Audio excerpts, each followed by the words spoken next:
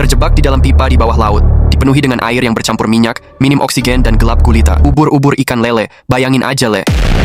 Ini bukan kisah sebuah film, tapi ini pengalaman nyata yang dialami oleh Christopher, atau kita panggil aja dia Krish. Krish merupakan penyelam konstruksi, yang tugasnya berhubungan dengan melakukan perbaikan di bawah laut. Suatu hari Krish bersama 4 orang rekannya, yang bernama Kazim, Yusuf, Rishi, dan Faizal, ditugaskan oleh perusahaan Paria Fuel untuk melakukan perawatan rutin pada pipa yang berada di dasar laut. Pipa tersebut memang sudah lama tidak digunakan, sehingga Krish dan rekan-rekannya diminta untuk mengecek dan melakukan perbaikan jika ada kerusakan pada pipa. Tanpa pikir panjang, Krish dan rekan-rekannya masuk ke dalam chamber. Chamber ini merupakan ruangan khusus yang diisi oksigen, yang menghubungkan para penyelam kepada pipa. Pipa ini juga memiliki 2 ujung. Ujung pipa yang satunya lagi ditutup dengan penutup pipa yang begitu rapat, sehingga tidak ada jalan keluar di sana. Saat mereka sudah berada di dalam chamber, semua orang mulai melepaskan peralatan menyelam mereka dan mencoba untuk membuka tutup pipa. Naasnya, saat penutup pipa berhasil terbuka, semua orang yang berada di dalam chamber tersedot masuk ke dalam pipa dalam sekejap. Tiba-tiba mereka terjebak dalam kegelapan.